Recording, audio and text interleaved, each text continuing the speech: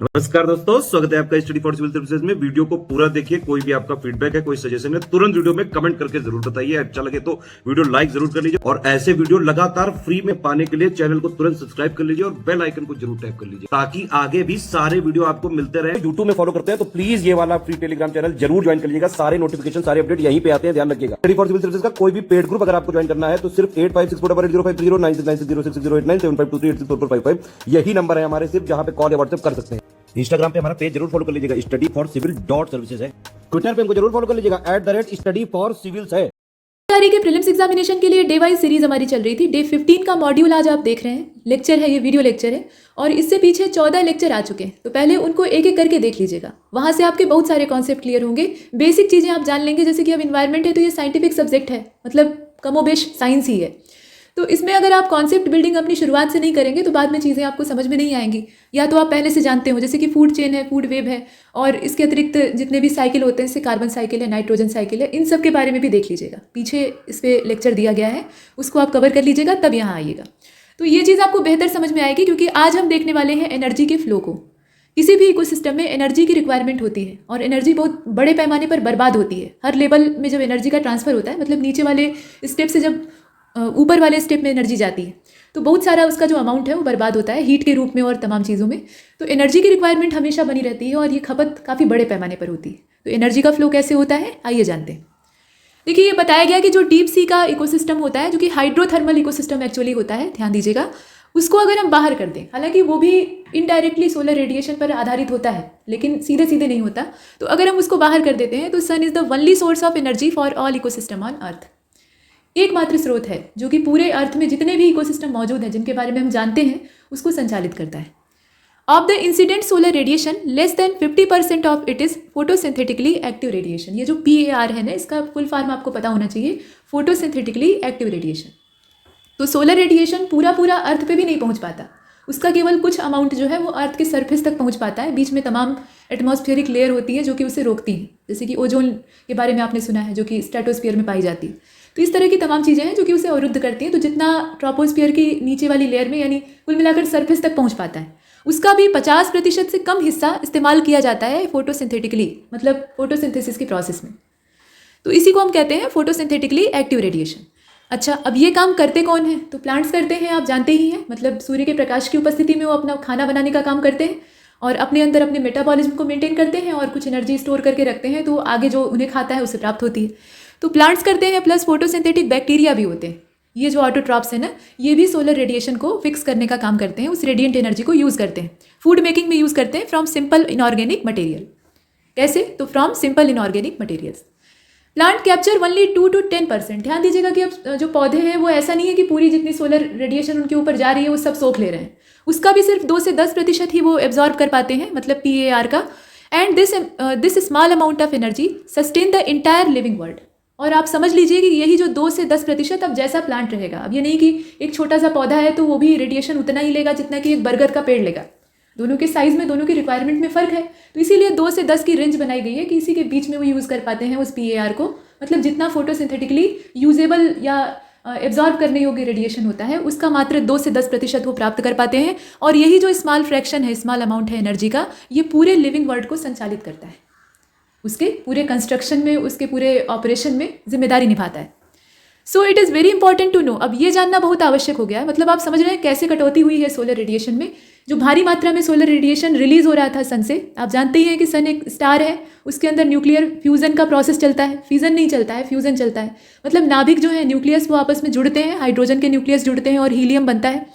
और बदले में जो वहाँ पर द्रव्यमान की क्षति होती है, यानी मास डिके होता है, उसकी वजह से रेडिएशन रिलीज होता है। तो वो जो बड़े पैमाने पर निकलने वाला रेडिएशन है, उसका कुछ ही अमाउंट अर्थ के सरफेस तक पहुंचता है और उसमें से भी सिर्फ 2 to 10% जो है, जो कि फोटोसिंथेटिकली हम यूज़ कर सकते हैं, उसका 2 से 10% वो प्लांट एब्जॉर्ब कर रहे हैं। तो अब ये जानना आवश्यक हो गया है कि हाउ द सोलर एनर्जी, यहाँ आप देख रहे हैं, how the solar energy captured by plant flow through different organism of an ecosystem. कैसे ये पूरा जो सिस्टम है वो चलता है। All organism are dependent for their food on producer, either directly or indirectly, सीधे या फिर परोक्ष। मतलब उसमें ये नहीं है कि डायरेक्ट ही हम देखें, कहीं कहीं इनडायरेक्ट प्रोसेस भी होता है। So you find unidirectional flow of energy from the sun to producers and then to consumers. ये यूनिडायरेक्शनल फ्लो होता है, इसमें ऐसा नहीं है कि एनर्जी फिर लौट कर आएगी। एक बार जो चली गई सो चली गई। Further ecosystems are not exempt from the second law of thermodynamics. तो जो सेकेंड लॉ ऑफ थर्मोडायनेमिक्स है उसकी बेसिक डिफिनीशन आपको पता होनी चाहिए। They need to constant supply of energy to synthesize the molecules they require to construct माफ कीजिए counteract the universal tendency towards increasing disorderliness. अब ये भी बताया गया, यहाँ आप देख रहे हैं ये वाला fact, the green plant in the ecosystem terminology are called producer. जो ग्रीन प्लांट है वो इकोसिस्टम की टर्मिनोलॉजी में प्रोड्यूसर्स कहलाते हैं। और टेरेस्ट्रियल इकोसिस्टम में क्या होता है, तो major producers are herbaceous and woody plants. ये ज़्यादातर कैसे होते हैं, वुडी प्लांट्स होते हैं। Likewise primary producer in an aquatic ecosystem are various species like phytoplanktons, algae and higher plants. अगर हम एक्वाटिक इकोसिस्टम में जाइए तो टेरेस्ट्रियल का हमने देख लिया कि यहाँ हरे पौधे, हम जो काष्ठयुक्त वृक्ष होते हैं, लकड़ी वाले होते हैं, वो अपना फोटोसिंथेसिस करते हैं और उससे हम लोग अपना फ़ायदा लेते हैं। लेकिन अगर एक्वाटिक इकोसिस्टम में जाएँ तो लिविंग ऑर्गेनिज्म वहाँ भी है, तो उनको कौन चलाता है, तो वहाँ पर सोलर रेडिएशन को आगे बढ़ाने का काम कौन करता है, फाइटोप्लैंक्टन्स करते हैं। उसके अलावा एल्गी और कुछ जो बड़े पौधे पानी में उगाते हैं वो भी ये काम करते हैं। यू हैव रीड, अब आपको पढ़ना चाहिए, क्या पढ़ना चाहिए, about the food chain and food web. तो पीछे बताया गया है फूड चेन और फूड वेब के बारे में। जब बहुत सारी फूड चेन अपनी रिक्वायरमेंट को फुलफिल करने के लिए एक दूसरे से संपर्क करती हैं, आपस में इंटरेक्शन करती हैं, तो इससे बन जाता है एक जाला, जैसे मकड़ी का जाला होता है, और इसी को हम कहते हैं फूड वेब। तो यही बताया गया कि अबाउट द फूड चेन्स, यहाँ आप देख रहे हैं, and waves that exist in nature starting from the plants. अब देखिए जो प्रोड्यूसर है वहाँ से हम स्टार्ट करते हैं। फूड चेन और rather waves are form such that an animal feed on a plant और on another animal and in turn, यहाँ आप देख रहे हैं, and in turn is food for another. मतलब एक जो है ना वो सोलर रेडिएशन को एब्जॉर्ब कर रहा है, उससे अपना भोजन बना रहा है, उसके बाद जितनी भी एनर्जी बच रही है उसको अपने अंदर स्टोर करके रख रहा है। फिर उस प्रोड्यूसर को खाने वाले कुछ प्राइमरी कंज्यूमर होते हैं, प्राइमरी कंज्यूमर को कोई दूसरा लेवल खा लेता है, ऐसी तो फूड चेन बनती है। मतलब जैसे मान लीजिए घास है, घास वाला जो सिस्टम है, ग्रासलैंड का पूरा इकोसिस्टम है, उसमें घास जमी हुई है, उसको आकर टिड्डा खा ले रहा है। अब ये जो ग्रॉस हॉपर है इसको मेढक अपना निवाला बना ले रहा है, मेढक को सांप खा ले रहा है। तो ऐसे ये जो एनर्जी का फ्लो है ये आगे की ओर बढ़ता जाता है, लेकिन उतनी ही जो एनर्जी का अमाउंट है वो कम होता जाता है। तो ये चीज़ें आप देख रहे हैं, आगे भी बढ़ते हैं। द चेन और wave is form because of this interdependency. इनकी जो आपस में डिपेंडेंसी होती है ना, इंटरडिपेंडेंसी होती है, उसी की वजह से ये जो फूड चेन है वो जनरेट होती है या पूरा फूड वेव तैयार होता है। No energy that is trap into an organism remains in it forever. हमेशा उसमें स्टोर नहीं रहती है, वो रिलीज हो जाती है, और रिलीज हो जाती है तो उसको फिर से एनर्जी की रिक्वायरमेंट होती है। ऐसा तो है नहीं कि पौधे एक ही बार पूरा अपना जो कोटा है वो पूरा कर लेते हैं, उन्हें हमेशा ही फोटोसिंथेसिस की आवश्यकता होती है ना, सूर्य का प्रकाश उन्हें हमेशा चाहिए, तभी तो वो एनर्जी को मेंटेन रख पाएंगे। तो इससे ये पता चलता है कि कोई भी एनर्जी जो है वो स्थायी तौर पे किसी भी ऑर्गेनिज्म में टिकती नहीं। The energy trap by the producer, hence it is either passed on to a consumer और the organism dies. Death of organism, अब देखिए जो ऑर्गेनिज्म है वो आपस में इंटरेक्ट करके अपना जीवन यापन तो कर लिए, लेकिन जब उनका जीवन चक्र पूरा हो गया, लाइफ साइकिल कंप्लीट हुआ, तो उसके बाद वो क्या करते हैं, मर जाते हैं, और वहाँ से फिर स्टार्ट होती है डेट्राइटस फूड चेन, और उससे बनता है पूरा डेट्राइटस फूड वेव। तो उसमें अलग तरीके का सिस्टम होता है। अब चलिए इसमें और भी चीज़ें हैं, जैसे देखें बताया गया कि all animals depend on plants directly or indirectly. मतलब ऐसा है कि जैसे शेर है तो वो घास नहीं खाता है या किसी पौधे के पत्ते नहीं खाता है, लेकिन वो जिस जीव को मार कर खा रहा है वो निश्चित तौर पे कोई ना कोई घास फूस वाला खाने वाला जीव रहा होगा, और अगर वो भी नहीं खाता रहा होगा, वो भी किसी को मार कर ही खाता रहा होगा, तो जिसके आधार पर वो जिंदा था। जैसे मान लीजिए कि एक लोमड़ी है, अब अगर शेर को कोई हिरण जैसा शिकार नहीं मिला, लोमड़ी मिल गई, तो लोमड़ी मांसाहारी होती है, वो किसी खरगोश को मारकर खाई रही होगी या ऐसे किसी छोटे जीव को मारकर खाई रही होगी। खरगोश जो है वो घास खाता है ना। तो इस तरीके से इनडायरेक्टली या डायरेक्टली ये हम जितने भी जीवों को देखते हैं ये सब प्लांट्स पे ही तो डिपेंड हैं, वहीं से एनर्जी आगे बढ़ रही है। अगर प्लांट बीच में एक कड़ी के तौर पे या एक बीच में पुल के तौर पे ना हो, मतलब एक ब्रिज का काम ना करे, तो सोलर रेडिएशन का हम लोग क्या करेंगे। हम लोग कोई सोलर सेल तो है नहीं कि खड़े हो जाएंगे धूप में और चार्ज हो जाएंगे, वो सिस्टम हमारे अंदर नहीं है। तो इसलिए हमें प्लांट्स की रिक्वायरमेंट है। अब इसके बाद आगे चलते हैं। देखिए इसमें ये भी कहा गया कि they are hence called consumer and also heterotrophs. इन्हीं को हेट्रोट्रॉप्स कहा जाता है। If they feed on producers the plants they are called primary consumer, and if the animal eat other animal, मतलब एक जो है वो खा रहा है दूसरा उसको खा रहा है, तो ये खाना और खाए जाने का जो क्रम है ये चल रहा है। तो इस क्रम में अगर देखा जाए तो which in turn eat the plants और they are produce, they are called secondary consumer. Likewise you could have tertiary consumer to.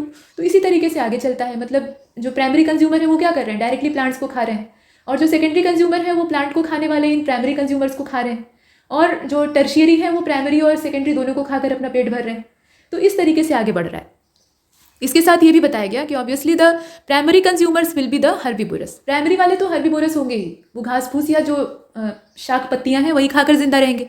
Some common herbivores are insect, हालांकि सारे इंसेक्ट जो होते हैं ना वो शाकाहारी ही हो ये आवश्यक नहीं है। इसके अलावा जो बर्ड्स हैं, मैमल्स हैं, ये सब टेरेस्ट्रियल इकोसिस्टम में हर्बीवोरस के तौर पे देखे जाते हैं, और मोलस्क जो है वो एक्वाटिक इकोसिस्टम में हर्बीवोरस के तौर पे देखे जाते हैं।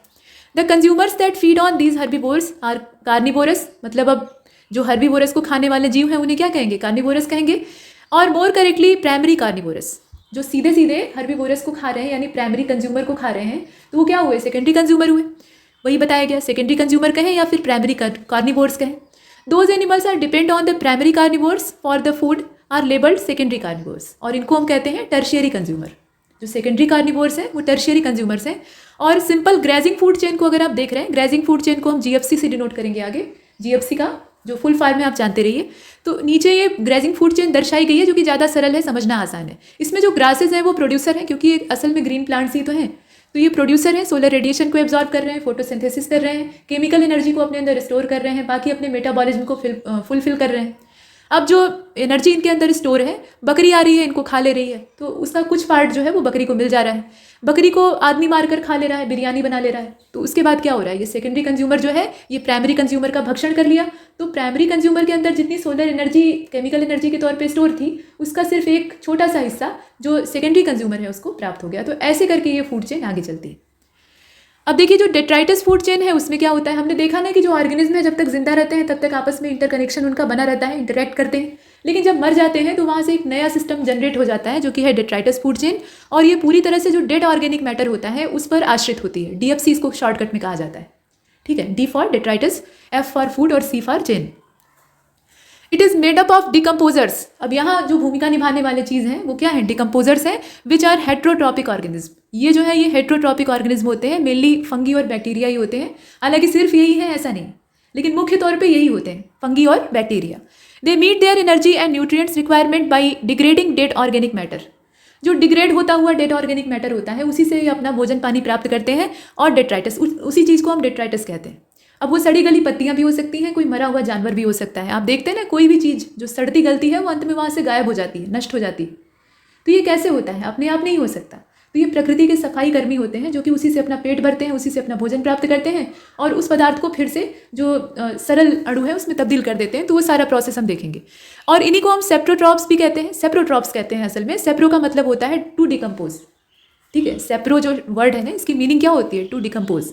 और डिकम्पोजर्स जो है इनका सीक्रेट जो डाइजेस्टिव एंजाइम होता है ये डेड और वेस्ट न्यूट्रिएंट्स जो होते हैं उनको सिंपल इनऑर्गेनिक मटेरियल में तोड़ने का काम करता है। ये क्या करता है? उनका ब्रेक डाउन करता है और वो ब्रेक डाउन होकर सिंपल इनऑर्गेनिक मटेरियल बन जाते हैं। पहले वो कॉम्प्लेक्स ऑर्गेनिक मटेरियल रहते हैं, उलझे हुए रहते हैं, उनके जितने भी मॉलिक्यूल्स हैं वो आपस में गुथे हुए रहते हैं। लेकिन अभी क्या होता है, इनके जो डाइजेस्टिव एंजाइम है ये फंगी और बैक्टीरिया मतलब कुल मिलाकर डिकम्पोजर्स के, वो क्या करते हैं, जब एंजाइम इनके ऊपर रिलीज करते हैं ना तो इनका जो पूरा मॉलिक्यूलर स्ट्रक्चर है वो चेंज होने लगता है और ये सिंपल इनऑर्गेनिक मटेरियल में कन्वर्ट हो जाते हैं, which are subsequently absorb by them. और उसके बाद इन्हें जो डेट्राइटस फूड चेन है उसमें जो डिकम्पोजर्स हैं वो एब्जॉर्ब कर लेते हैं इन एन एक्वाटिक इकोसिस्टम। ये तो हमने टेरेस्ट्रियल इकोसिस्टम की बात की। हालांकि डेट्राइटस फूड चेन जो है वो पानी और जमीन दोनों पर होती है, लेकिन एक्वाटिक इकोसिस्टम में आप देखें तो GFC is the major conduit for energy flow as against this in the terrestrial ecosystem.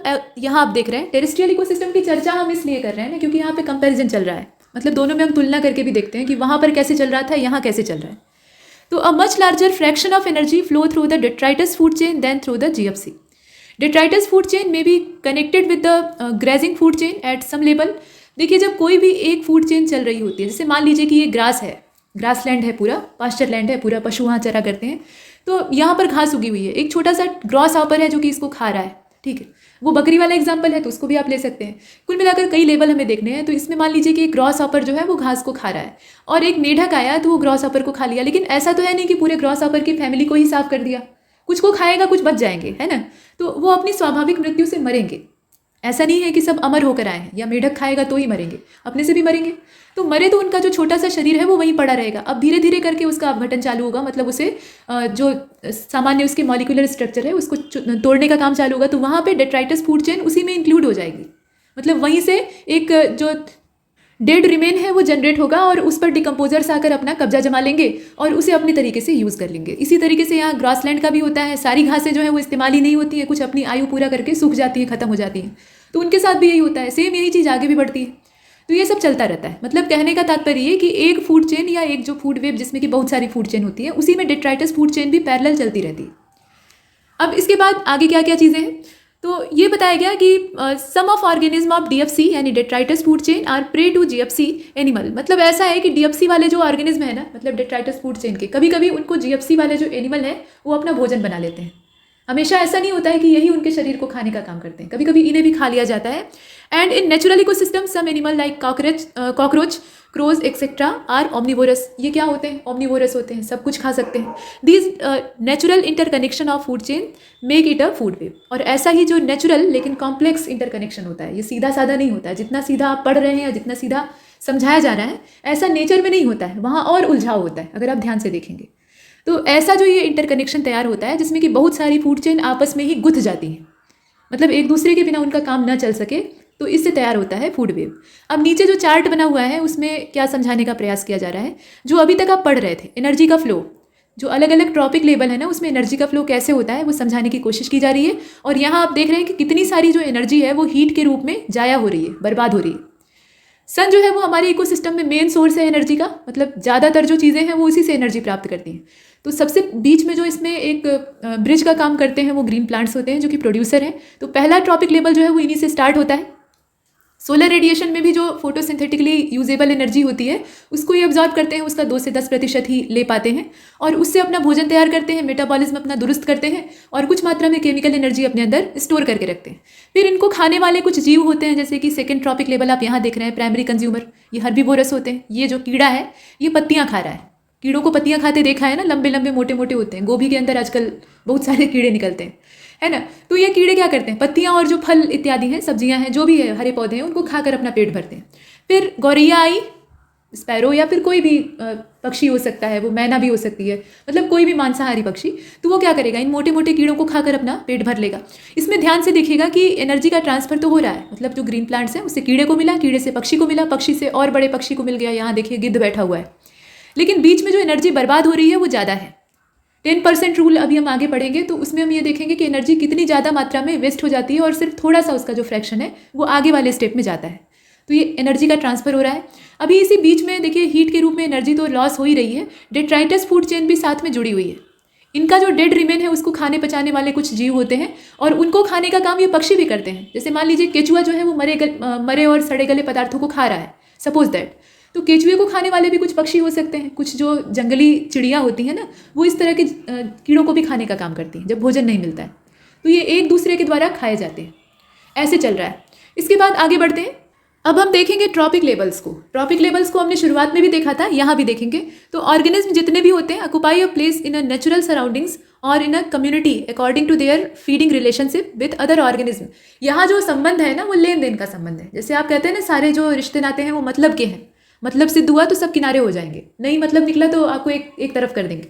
तो वो सिस्टम नेचर में भी चलता है, मतलब एक दूसरे से हम अपना काम निकालते हैं, तो एक दूसरे को खाते हैं या उससे अपनी आवश्यकता पूरी करते हैं। वही चीज़ यहाँ बताई गई है कि जो कम्युनिटी इसके अकॉर्डिंग जनरेट होती है टू देयर फीडिंग रिलेशनशिप, उसमें जो रिलेशनशिप होती है वो कैसी होती है, फीडिंग रिलेशनशिप होती है और इसी के सहारे हम दूसरे ऑर्गेनिज्म से जुड़े रहते हैं।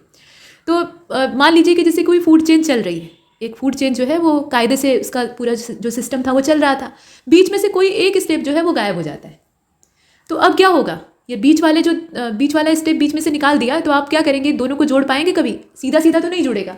तो इस कंडीशन में फिर दिक्कत होगी। तो इस तरीके से तो जितनी भी फूड चेन बन रही है उसमें से अधिकतर को नष्ट हो जाना चाहिए, क्योंकि कोई भी स्टेप स्थायी नहीं होता है, वो ऐसा नहीं कि परमानेंट बना हुआ है।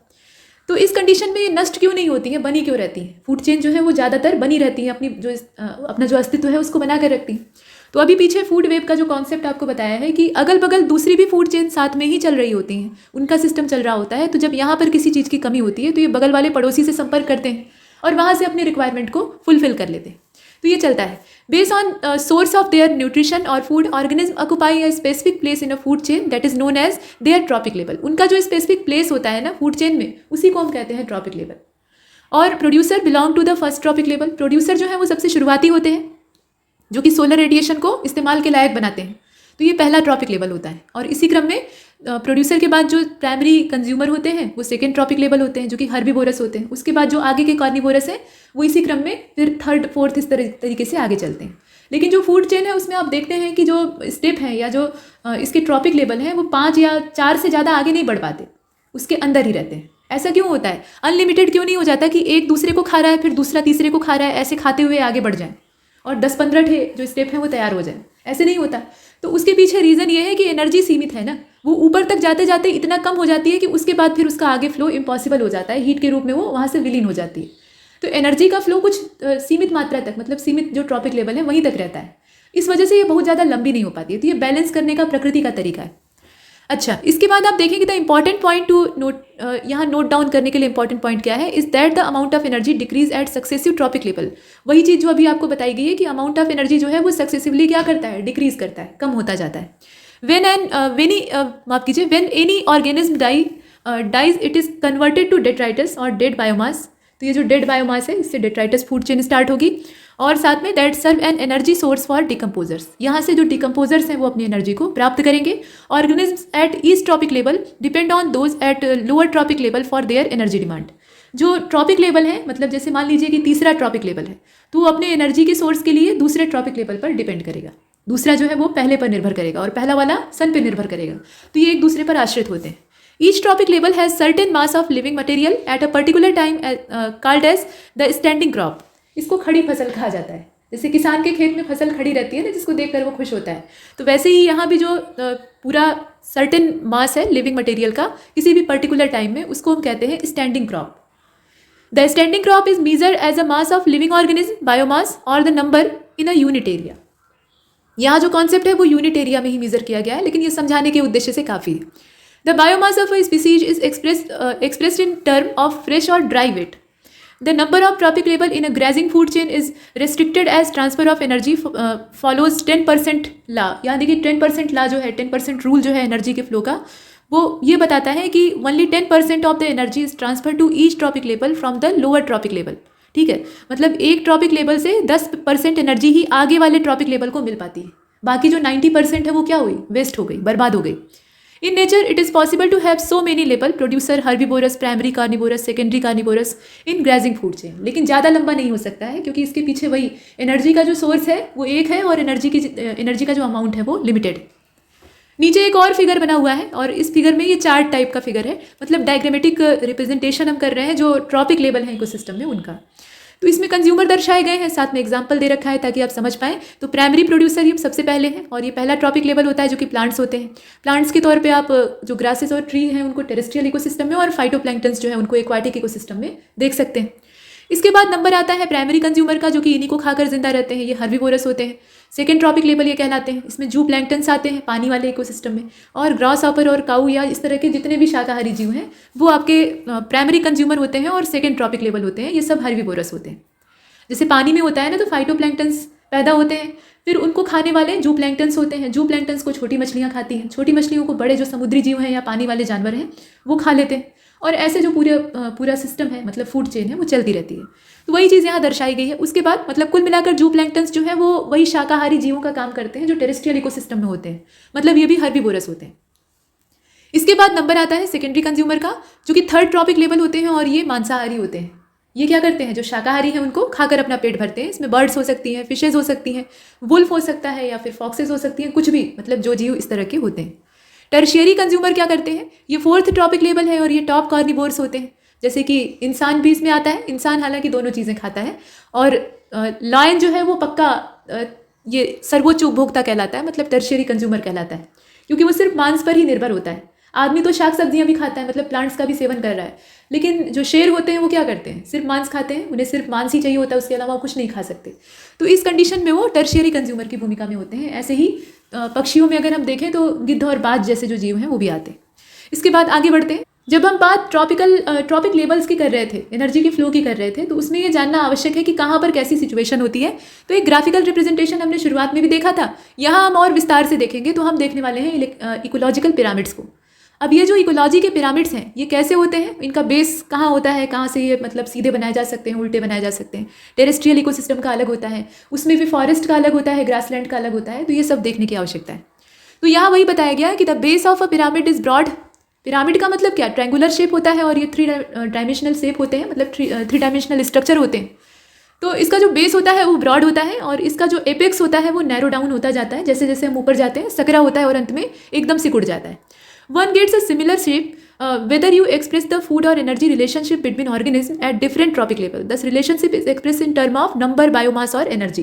तो रिलेशनशिप को हम जिन टर्म्स में एक्सप्रेस करते हैं, जैसे कि नंबर में अगर एक्सप्रेस कर रहे हैं तो पिरामिड ऑफ नंबर तैयार होगा, नंबर का पिरामिड, बायोमास का पिरामिड बन जाएगा या फिर एनर्जी का पिरामिड बन जाएगा। The base of each pyramid, यहाँ आप नीचे देखिए, the base of each pyramid represent the producer और first trophic level while the apex represent tertiary और टॉप कंज्यूमर। मतलब जो पिरामिड का बेस होता है जो कि अपेक्षाकृत चौड़ा होता है, ज़्यादातर कंडीशन में चौड़ा ही होता है, ब्रॉड ही होता है, तो वो क्या रिप्रेजेंट करता है, वो प्रोड्यूसर्स को दर्शाता है। कहीं कहीं क्या होता है, पिरामिड ऐसे उलट जाता है, कहाँ उलटता है वो भी देखेंगे, तो वहाँ पर नीचे सकरा हो गया। इसका मतलब क्या है कि प्रोड्यूसर्स का अमाउंट कम है, मात्रा कम है। फिलहाल यहाँ आप देख रहे हैं पिरामिड का जो बेस होता है वो प्रोड्यूसर्स को रिप्रेजेंट करता है और पहले ट्रॉपिक लेवल को दर्शाता है, और जो इसका एपेक्स होता है जहाँ पे एकदम नैरो गैप होता है बीच का, तो वो टर्शियरी या टॉप कंज्यूमर लेवल जो है उसको दर्शाता है। तो 3 इकोलॉजिकल पिरामिड है, ये आप जानते ही हैं। इसमें से पिरामिड ऑफ नंबर है, पिरामिड ऑफ बायोमास है और पिरामिड ऑफ एनर्जी है। अब जितने भी कैलकुलेशन हम करते हैं, कैलकुलेशन हम एनर्जी के फ्लो को ही लेकर ज़्यादातर करते हैं, तो any calculation of energy content, biomass और number has to include all organism at a trophic level. और इसमें भी इसमें जो पूरा प्रोसेस हम देखते हैं, मतलब पिरामिड के द्वारा ग्राफिकल रिप्रेजेंटेशन करते हैं, तो उसमें हम किसी भी तरह का जनरलाइजेशन नहीं करते हैं। और only a few individuals at any tropic level into account. Also a given organism may occupy more than one tropic level simultaneously. ऐसा भी हो सकता है, लेकिन उन चीज़ों को हम यहाँ नेग्लेक्ट करते हैं। One must remember that the tropic level represent a functional level. अब ये जो ट्रॉपिक लेवल है ना, ये पिरामिड के संदर्भ में क्या होते हैं, फंक्शनल लेवल होते हैं, not a species such as. मतलब यहाँ पे किसी स्पीशीज़ की पूरी आबादी की बात नहीं की जा रही है, हम ओवरऑल एक मोटे ग्राफिकल रिप्रेजेंटेशन को देख रहे हैं, जिससे कि हम बस इतना समझ सकें कि किसकी मात्रा ज़्यादा है, किसकी मात्रा कम है, और एनर्जी का जो फ्लो है वो कैसे हो रहा है। ये सब चीज़ें हैं। अ गिवन स्पीशीज़ में occupy more than one trophic level in the same ecosystem at the same time. For example, a sparrow is a primary consumer when it eat seeds. मतलब कुछ जीव ऐसे होते हैं ना जो दोनों चीज़ें खाते हैं। तो स्पैरो जो है वो जो बीज होते हैं, मतलब अनाज के बीज होते हैं, और फल सब्जियां भी खा लेती है जब उसे भूख लगती। उसके अलावा ये सेकेंडरी कंज्यूमर के तौर पे, ये तब जब ऐसी कंडीशन में है कि सीड्स खा रही है, फ्रूट्स खा रही है, जो मटर के दाने हैं या फिर दलहन है उनका सेवन कर रही है, तो ऐसी कंडीशन में ये क्या है, प्राइमरी कंज्यूमर है। लेकिन सेकेंडरी कंज्यूमर ये तब हो जाएगी जब ये इंसेक्ट और वर्म्स खाने लगेगी, जो कि इसका आहार भी है। तो ये दोनों चीज़ें खा रही है। In most ecosystem all the pyramids of number of energy and biomass are upright. ज़्यादातर ये अपराइट ही होते हैं, that is producers are more in number and biomass than the herbivores. मतलब जो प्रोड्यूसर्स हैं वो नंबर में भी और बायोमास में भी हर्बीवोरस या जो आगे के लेवल हैं उनसे ज़्यादा होते हैं, तो इसीलिए जो बेस है इसका ब्रॉड होता है। And herbivores are more in number and biomass than carnivores. तो ऊपर एपेक्स जो है वो सकरा हो जाता है, बेस जो है वो चौड़ा हो जाता है। Also energy at a low trophic level is always more than. आपने देखा है ना 10% रूल के हिसाब से जब एनर्जी आगे की ओर बढ़ती है तो उसका सिर्फ 10% ही आगे जा पाता है, बाकी जो है वो हीट के रूप में वहाँ से निकल जाता है। तो 10% रूल से हम ये भी जानते हैं कि जब नीचे वाला ट्रॉपिक लेवल रहेगा यानी पहला वाला, तो वहाँ एनर्जी का अमाउंट सबसे ज़्यादा होगा। उससे थोड़ा सा कम, मतलब काफ़ी कम, जो अगला ट्रॉपिक लेवल होगा, सेकेंड ट्रॉपिक लेवल, उसमें होगा, और जो एपेक्स कंडीशन होगी वहाँ पे सबसे कम होगा। तो वही चीज़ यहाँ दर्शाई गई। तो एनर्जी वाला जो पिरामिड है वो हमेशा सीधा रहेगा। These are exception to this generalisation. If यहाँ नीचे आप देखिए ये वाला, if you were to count the number of insect feeding on a big tree, what kind of pyramid would you get. ये NCERT टाइप वाले तर्ज में कहा गया है कि अगर आप एक लंबा चौड़ा पेड़ है बड़े आकार का, उस पर निर्भर रहने वाले इंसेक्ट्स को काउंट करते हैं, तब आप क्या सोचेंगे। अब यहाँ जो भोजन देने का काम है वो तो पेड़ कर रहा है, यानी वो प्रोड्यूसर हुआ, और उस पर निर्भर रहने वाले जो हर्बीवोरस है वो इंसेक्ट हैं। तो अब तो जो इंसेक्ट है उनकी तादाद ज़्यादा हो गई, पेड़ अकेला है और वो हज़ारों लाखों की संख्या में है ना, उसको खाकर अपना पेट भर रहे हैं। तो ऐसी कंडीशन में फिर जो पीछे हमने समझाया था या समझा था वो काम बिगड़ जा रहा है। हमने तो ये पढ़ा था कि प्रोड्यूसर्स का अमाउंट हमेशा ज़्यादा होता है, और इसीलिए जो बेस होता है पिरामिड का वो चौड़ा होता है, एपेक्स जो है वो सकरा होता है। लेकिन यहाँ तो उल्टा हो गया, यहाँ तो पेड़ ही कम है, तो वहाँ आप देखेंगे ना कि प्रोड्यूसर्स की जब मात्रा सिकुड़ेगी, उसका बायोमास कम होगा, उनका नंबर कम होगा, तो उस कंडीशन में नीचे वाला हिस्सा जो है वो सिकुड़ जाता है। ये कुछ रेयर कंडीशन होती है। और इसी प्रकार से जो बर्ड्स और इंसेक्ट हैं उनकी मात्रा ज़्यादा है, तो ऊपर जैसे जैसे हम जाते हैं तो जो इसका टॉप है, एपेक्स है, वहाँ चौड़ाई बढ़ती जाती है। तो पिरामिड जो है वो कुछ ऐसा हो जाता है, ये भी हम देखेंगे। तो अब इसके बाद आगे चलते हैं। यहाँ देखिए ये Indian art and culture start हो गया। देखिए पिरामिड के बारे में हम लोग विस्तार से पढ़ेंगे। तीनों जो पिरामिड हमने यहाँ देखे ना, बायोमास का, नंबर का और एनर्जी का, उसको हम बाकायदा चित्र के साथ देखेंगे, लेकिन इस वाले लेक्चर में नहीं। वो अगर आपको जानना है तो आगे जो सीरीज है उसमें बने रहिए। आर्ट एंड कल्चर में आज जो टेबल हम देखने वाले हैं ये फोल्क डांसेस की है, जो कि भारत में प्रचलित है। और इसमें हम फोल्क डांस का नाम देखेंगे, स्टेट मतलब कौन सी स्टेट में वो किया जाता है, साथ में उसके जो इंपॉर्टेंट फैक्ट हैं आपके परीक्षा में काम आने वाले हैं उसको देखेंगे। तो सबसे पहले आप देख रहे हैं छऊ। अब समस्या ये है कि छऊ के साथ कोई स्टेट का नाम तो दिया नहीं है, तो कोई एक स्टेट रहे तब तो नाम दिया रहे। ये 3 जगह पे होता है। कुल मिलाकर छऊ का मतलब होता है छाया, शेडो। और मुखौटा पहन के इस डांस को किया जाता है। पहले मास्क लगाते हैं, और वो मास्क कोरोना वाला नहीं होता है, रंग बिरंगा काफ़ी अट्रैक्टिव मास्क होता है, तो उसको लगाकर ये डांस किया जाता है। इसकी 3 स्टाइल होती है। मतलब झारखंड स्टेट जो है वहाँ अगर देखें तो वहाँ सरायकेला छऊ इसको कहा जाता है। ठीक है, ये जो छऊ है इसको झारखंड में क्या कहते हैं, सरायकेला छऊ कहते हैं। मयूरभंज छऊ कहा जाता है कहाँ पे, उड़ीसा में, उड़ीसा का जिला है मयूरभंज। और पुरुलिया छऊ कहा जाता है वेस्ट बंगाल में। तो 3 अलग अलग प्रदेशों में ये होता है, इसीलिए यहाँ किसी एक स्टेट का नाम नहीं दिया हुआ था। इसके बाद गरबा तो आप जानते ही हैं, गुजरात का है। और नीचे क्या दिया हुआ है, तरंग मेल, तरंगा मेल इसको कहा जाता है, गोवा का है ये। और दशहरा और होली या इस तरह के जो फेस्टिवल होते हैं, मतलब बड़े बड़े फेस्टिवल होते हैं, उनके दौरान इसको पेश किया जाता है, सांस्कृतिक होता है। घूमर, ये नीचे आप देख रहे हैं, घूमर को ही गंगोर कहा जाता है, इसी का दूसरा नाम है। राजस्थान का ये है, ट्रेडिशनल फोल्क डांस है। और इसमें जो परफॉर्मेंस है वो भील जनजाति जो होती है, भील ट्राइब होती है, उसकी महिलाओं के द्वारा किया जाता है। ये भी ट्रेडिशनल है। ट्रेडिशनल तो सभी हैं, जितने यहाँ आप देख रहे हैं सब ट्रेडिशन से ही तो निकल कर आए। कालबेलिया ये सपेरों का डांस है, और इसमें सांप वाले कपड़े पहन के, मतलब सांप जैसा स्ट्रक्चर बना के, अपना हुलिया बना के डांस किया जाता है। और जो कालबेलिया कम्युनिटी है राजस्थान की, उसकी महिलाएं इसको प्रस्तुत करती हैं। इसके बाद है छाबरा या चारबा इसको कहा जाता है, कई सारे नाम है। चारबा यहाँ लिखा हुआ है, तो चारबा ही आप देखिए। हिमाचल प्रदेश में ये फेमस है, पहाड़ी नृत्य होता है, रंग बिरंगा, मतलब बेसिकली काले रंग का घाघरा होता है, मतलब लहंगा चोली आपने देखा है ना, तो काले रंग का लहंगा या घाघरा होता है, और वही काली चोली होती है। उस पर रंग बिरंगे शीशे और ऊन से काम किया गया रहता है, काफ़ी चमकीले कपड़े होते हैं। मतलब काला बैकग्राउंड है, पूरा जो बैकग्राउंड है वो डार्क है। अब उस पर आप क्या कर रहे हैं, हल्के रंग से कुछ एम्ब्रॉयडरी कर रहे हैं, कुछ पैच वर्क कर रहे हैं, तो भारी भरकम पूरा घघरा चोली जैसा होता है, और उसको पहन के डांस किया जाता है। और काफ़ी लोकप्रिय वहाँ पे है, जो उत्सव का मौका होता है, विशेष रूप से जो दशहरे के आसपास का सीजन होता है, तो उस समय किया जाता है। इसके बाद भांगड़ा और गिद्दा, तो एक इसमें पुरुष मतलब पुरुषों के द्वारा किया जाता है, दूसरा महिलाओं के द्वारा किया जाता है। ये पंजाब का है, और बड़ा ही एनर्जेटिक होता है, बड़े ही गति के साथ किया जाता है, और म्यूज़िक भी कुछ वैसा ही होता है। इसके बाद आप आगे देखें, और इसमें जो गिद्दा है वो फीमेल काउंटर पार्ट होता है, इसमें महिलाएं भाग लेती हैं, और जो इसका मेल वर्जन है वो भांगड़ा कहलाता है। तो भांगड़ा और गिद्दा है एक ही नृत्य, लेकिन अलग अलग इसमें जेंडर के द्वारा किया जाता है, तो उसे आप ध्यान दीजिएगा। इसके बाद नंबर आता है दादरा का, ये यूपी का है, तो इसमें ज़्यादा इंपॉर्टेंट आप इसे समझ सकते हैं, सेमी क्लासिकल फॉर्म में ये किया जाता है।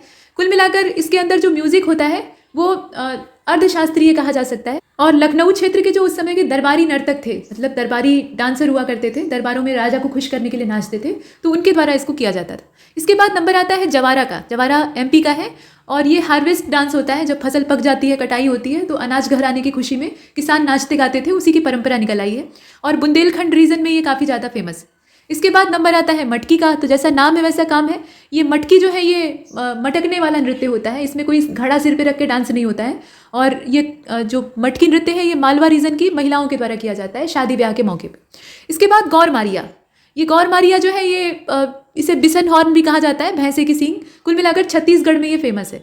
ठीक, ये छत्तीसगढ़ का है, और ये एक तरह का रिचुअल होता है, मतलब इसमें परंपरा लोग निभाते हैं, और क्लासिकल जितनी भी चीज़ें हैं उनमें परंपराएं साथ जुड़ी रहती हैं, और इसको ज़्यादातर अनुष्ठान के तौर पे लिया जाता है। बाकी गौर को तो आप जानते ही हैं, सबसे बड़ा बोवियन है।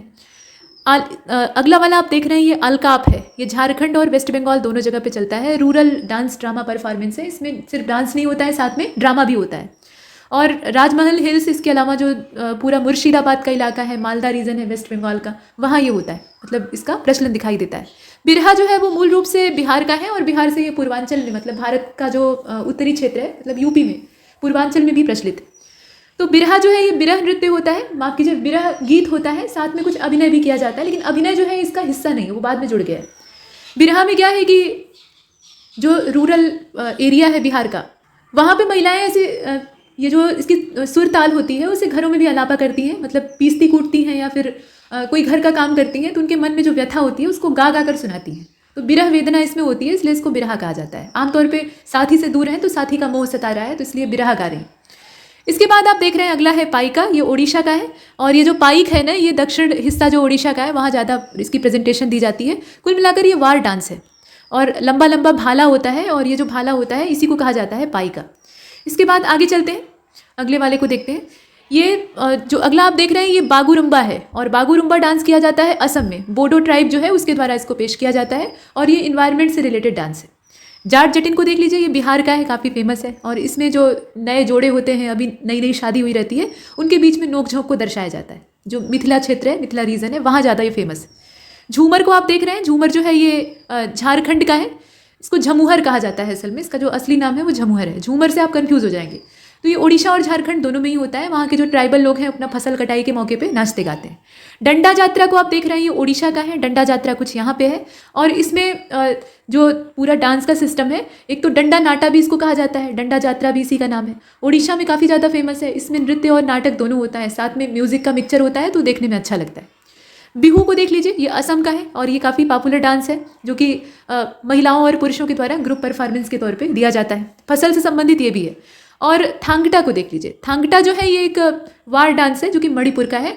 और थांग का मतलब होता है शोर्ड, और टा मतलब होता है भाला, मतलब स्पीयर। इसके बाद रंगमा को देखिए, ध्यान दीजिए इसमें जो क्षेत्र है जैसे मणिपुर।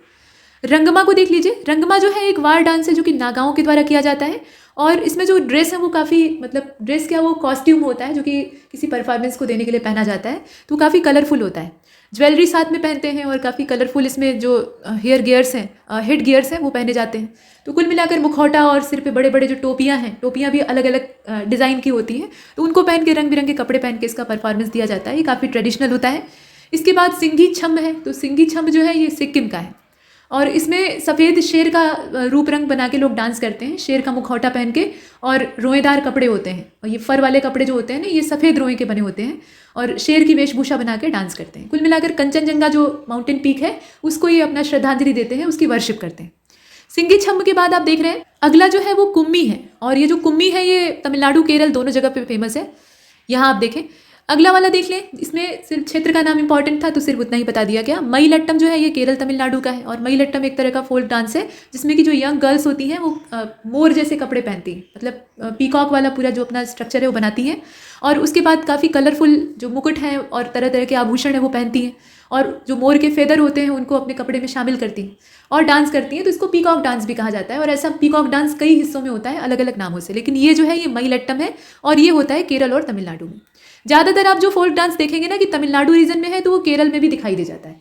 दोनों में काफ़ी सिमिलरिटी दिखाई देती है।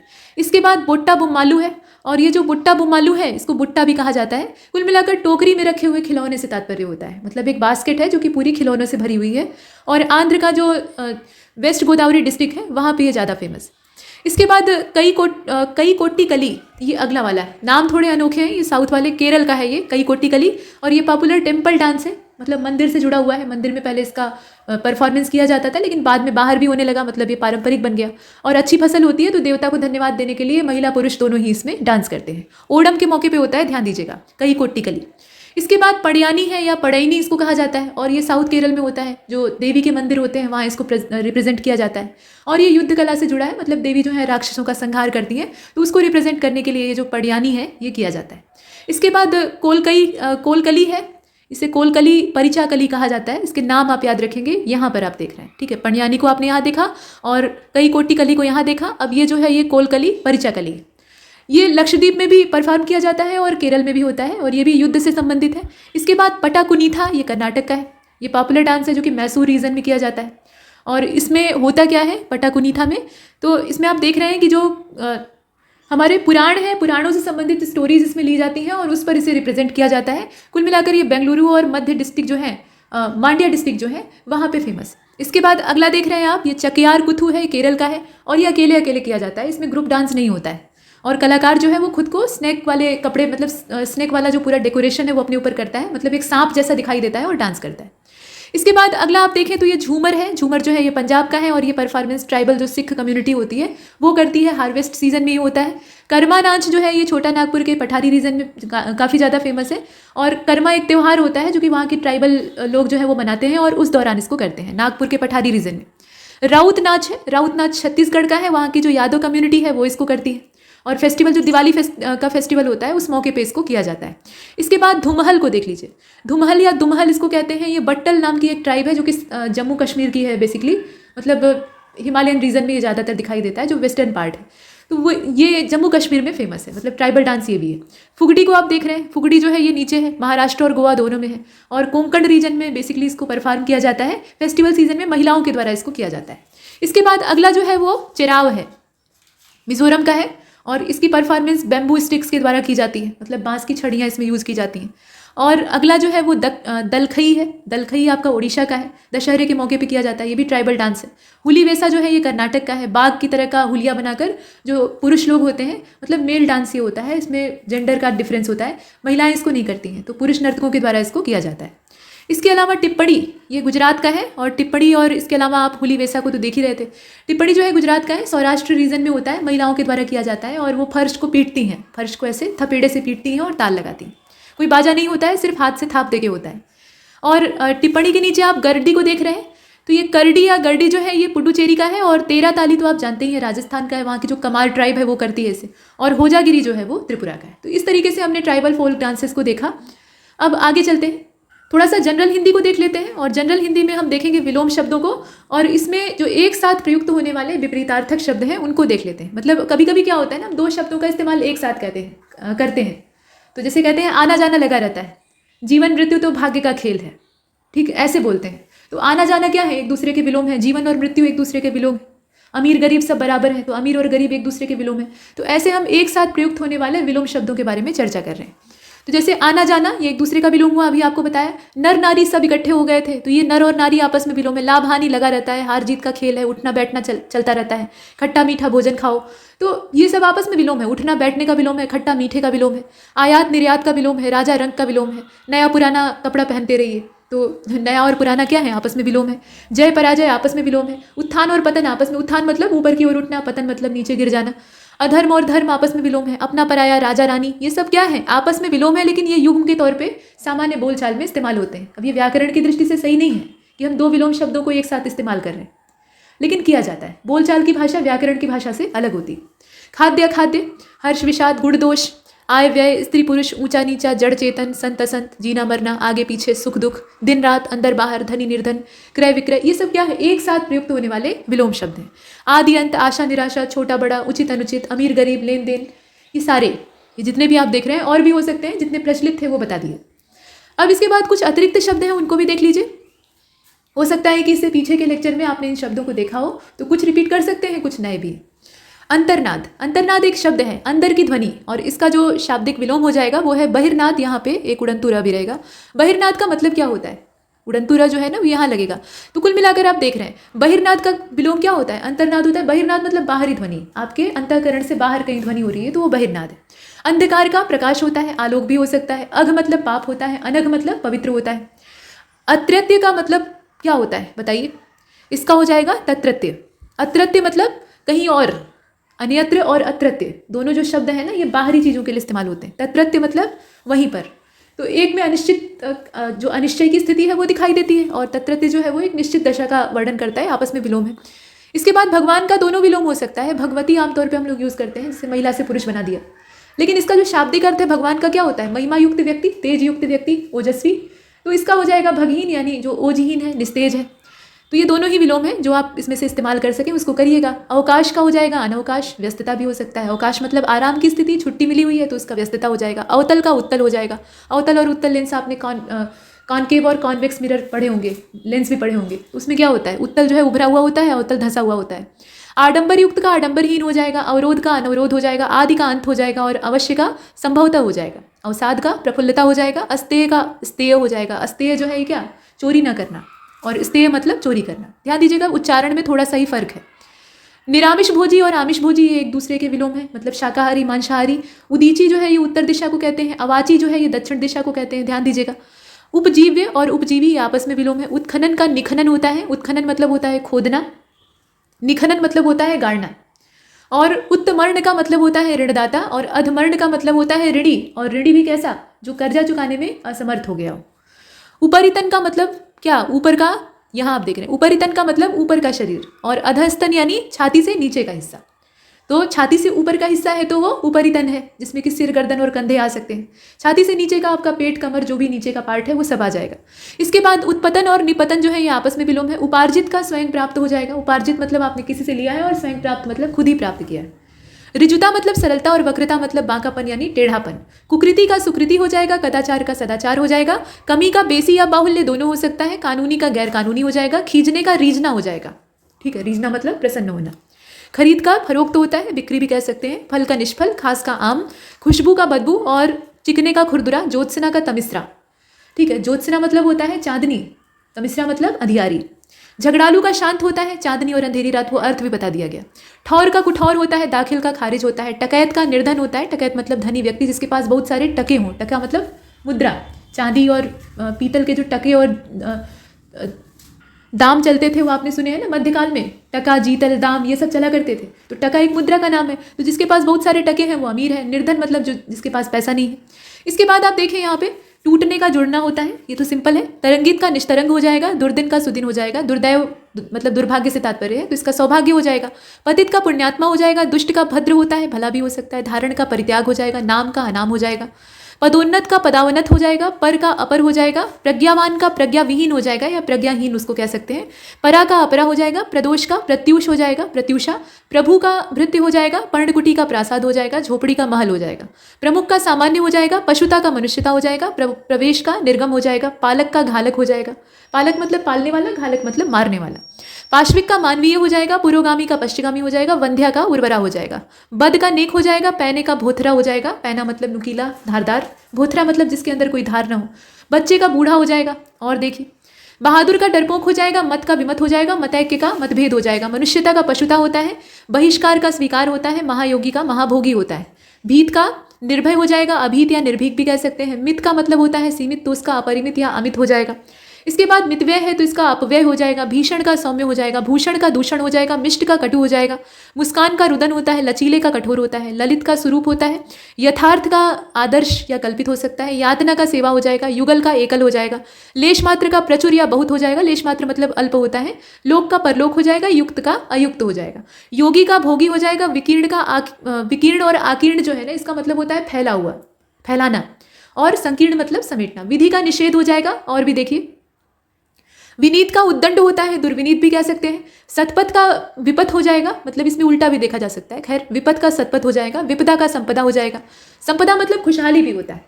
रोगी यानी रुग्ण का हो जाएगा निरोग, स्वस्थ। विपुल का अल्प, शेष का अशेष, श्यामल का गौर, वैर का प्रीति, श्वास का उच्छ्वास, संलग्न का निलग्न विलग्न, सहानुभूति का घृणा, साधर्म्य का वैधर्म्य, और संस्कार का विकार। सायास का अनायास, शीतकार का चीतकार, सुअवसर का कुअवसर, सुकर्म का कुकर्म, सदाचार का कदाचार, सुघड़ का फूहड़, सुनीति का कुनीति। सुयोग का क्या होगा? सुयोग को संयोग भी कहा जाता है। वियोग इसका हो जाएगा। सुर का असुर हो जाएगा। सुरति का निरति हो जाएगा। सुरीति का कुरीति हो जाएगा। और सुरीले का बेसुरा हो जाएगा। हेय का प्रिय भी होता है, और सुल्य भी कह सकते हैं। सुल्य का भी मतलब वही है, मतलब जिसकी इच्छा है।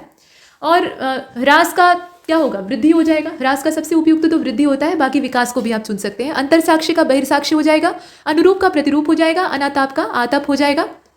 अनातप का आतप हो जाएगा असल में। अनुनासिक का निरनुनासिक हो जाएगा। अभिव्यक्ति का अनव्यक्ति हो जाएगा। आकार का निराकार हो जाएगा। आडंबर का निराडंबर है। आयोजन का वियोजन है। और आरोहण का अवरोहण होता है। इसके साथ कर्मण्यता का अकर्मण्यता होता है। कुलदीप का कुलंगार होता है। और ईश्वर का जीव होता है, या ईश का भी जीव आप लिख सकते हैं। और देख लीजिए, कलयुग का सतयुग होता है। खग का मृग होता है। ठीक है, खग मतलब क्या? जो पक्षी है, तो इसका मृग यानी जो जमीन पर चलने वाले जीव हैं। मृग अकेला ही नहीं, लेकिन बाकी जितने हैं। घटक का समुदाय हो जाएगा। घटक मतलब कोई एक क्वांटिटी, और समुदाय मतलब पूरा झुंड। छंदबद्ध का छंदमुक्त हो जाएगा। घातक का रक्षक हो जाएगा। चातुर्य का मूर्खता हो जाएगा। च्युत का अच्युत हो जाएगा। चित्त का अचित्त हो जाएगा। छद्म का व्यक्त हो जाएगा। टकसाली का सामान्य हो जाएगा। टकसाली का मतलब होता है, वैसे तो देखिए जो टकसाल होती है जहाँ पे मिंट होती है, सिक्के ढाले जाते हैं, लेकिन टकसाली का मतलब यहाँ धनी से तात्पर्य है, तो उसका आम से तात्पर्य हो जाएगा, मतलब विलोम अगर देखें तो। सामान्य और टकसाली, टकैत और निर्धन वाला आपको पीछे याद होगा, तो वही कॉन्सेप्ट है। ढंग का बेढंगा हो जाएगा। कुढंग भी लिख सकते हैं। ढीठ का तर्कहीन हो जाएगा। ठीक, यहाँ थोड़ा सा ना देखिए, ये जो विलोम है ये गलत दिया है। ढीठ का विनीत होगा, और तर्कहीन का तर्क संगत हो जाएगा। ये दोनों आपस में विलोम नहीं है। तो दोनों शब्द अलग हैं, ध्यान दीजिएगा। इसके बाद दृढ़ का क्या होगा? दोलित हो जाएगा। दोलित मतलब जो हिलता डुलता हो, दोलन गति आपने पढ़ी है ना, एक गोलक होता है, एक लोलक होता है, ऐसे खींच कर छोड़ दीजिए तो ऐसे अपनी जो माध्य स्थिति होती है उसके दोनों ओर दोलन करने लगता है। तो ये जो ऑसिलेशन करता है ना, उसी से ये लिया गया कॉन्सेप्ट है। तो दृढ़ का दोलित, दृढ़ मतलब एक जगह स्थिर है और दोलित मतलब ऑसिलेट कर रहा है। इसके बाद दुर्योग का सुयोग हो जाएगा, गत का आगत हो जाएगा, पौरुष का स्त्रीत्व हो जाएगा, पूर्वाहन का अपराहन और पल्लवन का क्या होगा? संक्षेपण। पल्लवन मतलब फैलाना, संक्षेपण मतलब सिकोड़ना। प्रच्छन्न का प्रकट हो जाएगा, प्रच्छन्न मतलब छिपा हुआ। नवस्थल का मरुस्थल हो जाएगा, ध्यान दीजिएगा। वध्य का अवध्य हो जाएगा। विनिर्णित का अनिर्णित हो जाएगा। सनातनी का प्रगतिवादी हो जाएगा, हालांकि रूढ़िवादी का प्रगतिवादी होता है, सनातनी तो मतलब जो हमेशा चल रहा हो। और वंदनीय का निंदनीय हो जाएगा। अनधिकार का साधिकार हो जाएगा। चारु का अचारु हो जाएगा, चारु मतलब सुंदर। दैदीप्यमान का, माफ कीजिए, दैदीप्यमान का तिमिरांकित हो जाएगा। दैदीप्यमान मतलब प्रकाश से युक्त और तिमिरांकित मतलब अंधकार से भरा हुआ। प्रकाशन का गोपन या छादन दोनों हो सकता है। और पृष्ठभाग का अग्रभाग हो जाएगा। अनायास का सायास हो जाएगा। ब्रह्म का जीव और खेचर का भूचर हो जाएगा। तो इस तरीके से हमने इसे कंप्लीट किया है। इस मॉड्यूल में इतना ही। तब तक के लिए नमस्कार।